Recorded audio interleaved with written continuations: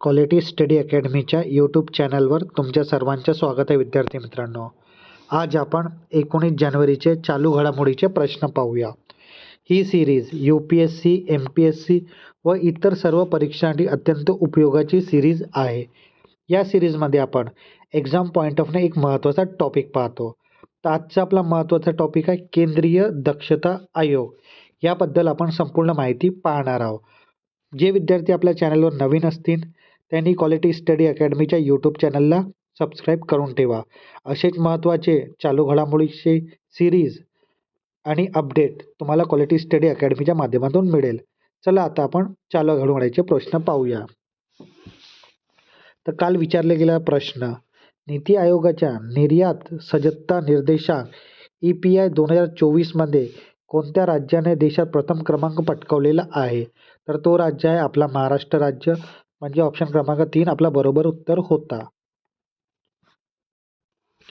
आता आपण पाहूया आजचे प्रश्न.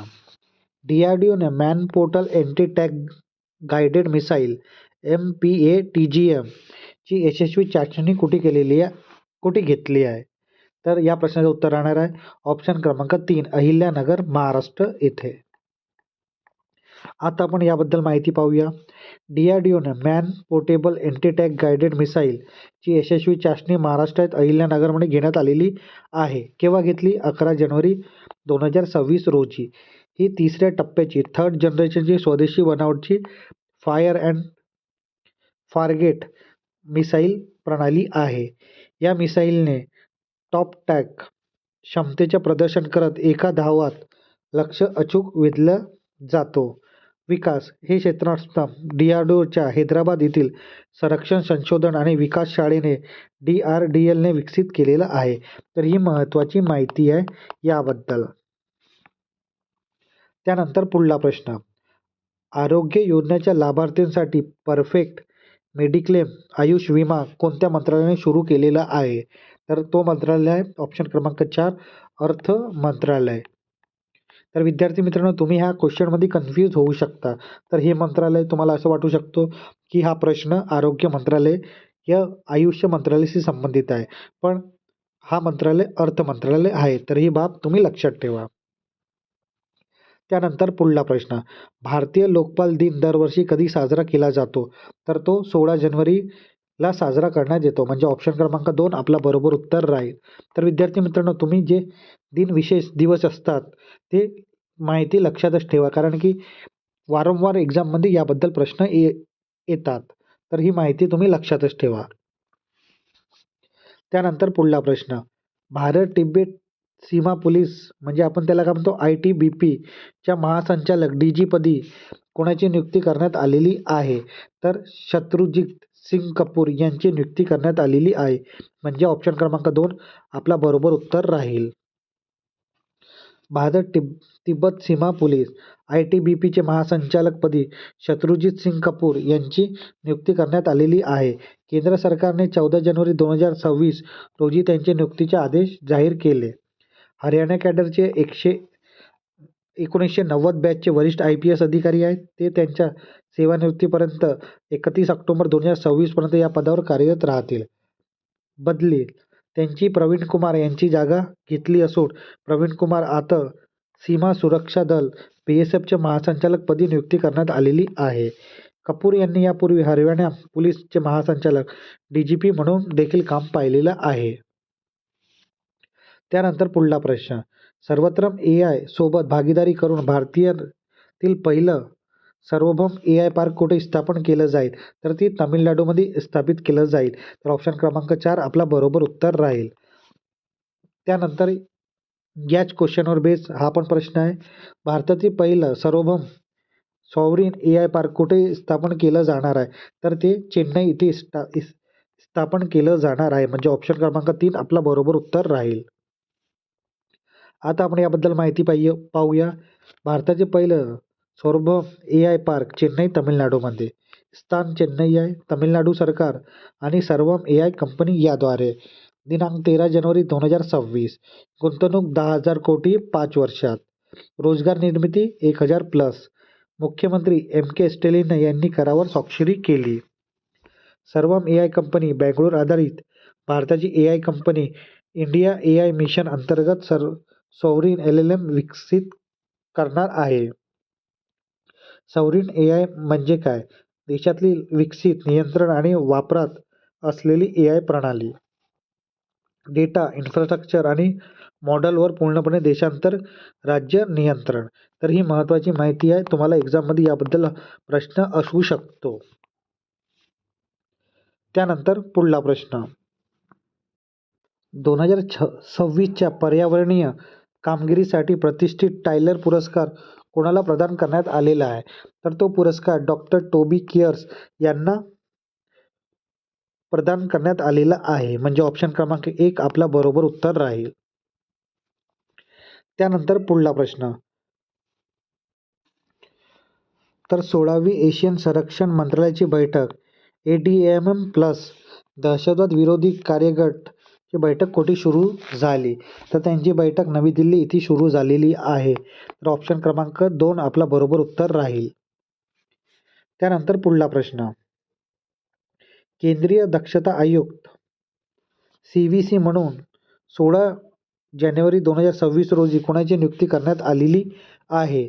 तर ऑप्शन क्रमांक 1 प्रवीण वरिष्ठ यांची नियुक्ती करण्यात आलेली आहे. आता आपण याबद्दल माहिती पाहूया. प्रवीण वरिष्ठ यांची दक्षता आयोग CVC म्हणून नियुक्ती करण्यात आलेली आहे. CVCला इंग्लिशमध्ये काय म्हणतात? Central vigilance commission. नाव प्रवीण विशिष्ट ते बिहार कॅडरचे 1991 बॅचचे IAS अधिकारी आहेत. नियुक्तीची तारीख 16 जानेवारी 2026. कार्यकाळ 4 वर्षे किंवा 65 वर्ष पूर्ण होईल तोपर्यंत. CVC बद्दल आपण माहिती पाहूया. केंद्रीय दक्षता आयोग कायदा 2003 द्वारा वैधानिक दर्जा देण्यात आलेला आहे. स्थापना 1964. भ्रष्टाचार प्रतिबंधक सतनाम समितीच्या शिफारस अनुसार सतनाम समितीने शिफारस केव्हा केली? 1962 आणि 64 या दरम्यान त्यांनी शिफारस केलेली आहे. तर ही महत्त्वाची माहिती आहे विद्यार्थी मित्रांनो, तुम्ही लक्षातच ठेवा. मुख्यालय नवी दिल्ली. कार्यकाळ भ्रष्टाचार विरोधी तपास करणं. तर ही महत्त्वाची माहिती आहे CVC बद्दल. त्यानंतर पुढला प्रश्न. भारताच्या 92वा बुद्धिबळ ग्रँडमास्टर होण्याचा मान कोणाला मिळाला आहे? तर हा मान आर्यन वारशणे यांना मिळाला आहे. म्हणजे ऑप्शन क्रमांक 3 आपला बरोबर उत्तर राहील. आता आपण याबद्दल माहिती पाहूया. भारताच्या 92वा बुद्धिबळ ग्रँडमास्टर आर्यन वारशेणे 21 वर्षाच्या स्पर्धा आंतरिक मार्गेन मेमोरियल आर्मेनिया इथे पार पडली. दिल्लीमधील 8वा GM ग्रँडमास्टर. हे पण लक्षात ठेवा. पहिला ग्रँडमास्टर कोण होता? तर विश्वनाथ आनंद. पहिली महिला ग्रँडमास्टर कोनेरू हम्पी. पहिली भारतीय महिला ग्रँडमास्टर M विजयलक्ष्मी आणि सर्वात युवा ग्रँडमास्टर D गुकेश. तर ही महत्त्वाची माहिती आहे एक्झाम पॉईंट ऑफ व्ह्यूनं. आता विद्यार्थी मित्रांनो, आपण आपल्या जी चाला घोडमोडीच्या प्रश्नाची सिरीज आहे तिथे आपण एक एक्झाम पॉईंटवर एक महत्त्वाचा टॉपिक पाहतो. तर आजचा आपला महत्त्वाचा टॉपिक आहे केंद्रीय दक्षता आयोग. नुकतेच CVC म्हणून प्रवीण विशिष्ट यांची नियुक्ती करण्यात आलेली आहे. तर आपण याबद्दल माहिती पाहूया CVC बद्दल. केंद्रीय दक्षता आयोग सेंट्रल व्हिजिलन्स कमिशन म्हणजे काय आणि उद्दिष्ट? भ्रष्टाचार रोखण्यासाठी आणि सरकार प्रशासनात पारदर्शकता व सत्यनिष्ठा राखण्यासाठी स्थापना करण्यात आलेली ही भारताची सर्वोच्च संस्था आहे. स्थापना सतनाम समितीच्या 1962 आणि 64 शिफारशीनुसार 11 फरवरी 1964 रोजी केंद्र सरकारने या आयोगाची स्थापना केली. 2003 मध्ये संसदीय कायदा मंजूर करून CVCला वैधानिक स्टॅच्युटरी बॉडी म्हणून दर्जा दिलेला. प्रमुख वैशिष्ट्य आणि रचना. या आयोगामध्ये एक केंद्रीय दक्षता आयुक्त अध्यक्ष आणि जास्तीत जास्त 2 दक्षता आयुक्त सदस्य असतात. निवड प्रक्रिया. याची नियुक्ती भारतीय चे राष्ट्रपती मार्फत केली जाते. यासाठी 3 सदस्य समितीची शिफारस करतात. तर 3 सदस्य समितीमध्ये कोण कोण असतात? पंतप्रधान असतात, केंद्रीय गृहमंत्री असतात आणि लोकसभेचे विरोधी पक्षाचे नेते असतात. कार्यकाळ. दक्षता आयुक्तांचा कार्यकाळ 4 वर्ष किंवा 65 वर्ष पूर्ण होईपर्यंत जे आधी असेल ते असतो. निवृत्तीनंतर ते केंद्र किंवा राज्य सरकारच्या कोणत्याही पदावर पुन्हा रुजू होऊ शकत नाही. सीव्हीचे मुख्य कार्य भ्रष्टाचाराची चौकशी करणं, भ्रष्टाचार प्रतिबंधक कायद्याअंतर्गत केंद्र सरकारच्या कर्मचारी विरुद्ध भ्रष्टाचाराची तक्रारीची चौकशी करणं, सीबीआयवर देखरेख, लाचलुचपत प्रकरणात सीबीआयचे कामकाजावर देखील लक्ष ठेवण्याचा अधिकार सीव्हीसीकडे आहे. सल्ला देणं, केंद्र सरकारच्या प्रशासकीय सुधारणा आणि शिस्तभंगविषयक प्रकरणांमध्ये पण सल्ला देतो. सतर्कता, व्हिजिलन्स, सर्व मंत्रालय आणि विभागांमधली दक्षता कामाचा आढावा घेणं ही सीव्हीसीचं कार्य आहे. महत्त्वाची मर्यादा. आता कोणकोणती मर्यादा आपण सीव्हीसीवर आहे ते पाहूया. सीव्हीसी हे केवळ एक सल्लागार संस्था आहे. त्यांनी दिलेल्या सल्ल्यावर अंतिम निर्णय केंद्र सरकारचा असतो. सीव्हीसीकडे स्वतःची स्वतंत्र चौकशी यंत्रणा नाही. ते चौकशीसाठी सीबीआय किंवा संबंधित विभागाचे मुख्य दक्षता अधिकारीवर अवलंबून असतात. हा केवळ आयोग केंद्र सरकारच्या अखेरीत येणाऱ्या प्रकरणाची चौकशी करतो, राज्य सरकारच्या नाही. मुख्यालय कुठे आहे? तर मुख्यालय नवी दिल्ली इथे आहे. बोद्धवाक्य काय? सतर्कता आणि समृद्धी. Vigilance is prosperity.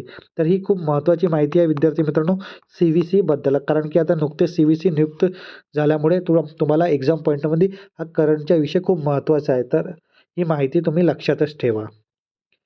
आता विद्यार्थी मित्रांनो आपण आपल्या सिरीजमध्ये एक प्रश्न तुमच्यासाठी विचारण्यात येते. तर क्वेश्चन ऑफ द डे तुमच्यासाठी आहे. कारण की तुमची प्रॅक्टिस व्हावं म्हणून आणि जे विद्यार्थी आपल्या चॅनलला कंटिन्यू फॉलो करतात त्यांना नक्कीच हा प्रश्नाचं उत्तर येईलच. जर ज्या विद्यार्थ्यांना याच्या प्रश्नाचं उत्तर माहीत नाही आहे तरी त्यांनी ट्राय करावा. कारण की ट्राय करायला हरकत नाही. आपण पुढल्या व्हिडिओमध्ये याबद्दल माहिती पाहणारच आहोत. तर चला आजचा क्वेश्चन ऑफ द डे आपण पाहूया. पुणे ग्रँड टूरसाठी स्वच्छंदा दूत ब्रँड अँबॅसेडर म्हणून कोणाची नियुक्ती करण्यात आलेली आहे? तर ऑप्शन क्रमांक 1 आहे सचिन तेंडुलकर, ऑप्शन क्रमांक 2 आहे विराट कोहली, ऑप्शन क्रमांक 3 आहे महेंद्रसिंग धोनी आणि ऑप्शन क्रमांक 4 आहे रोहित शर्मा.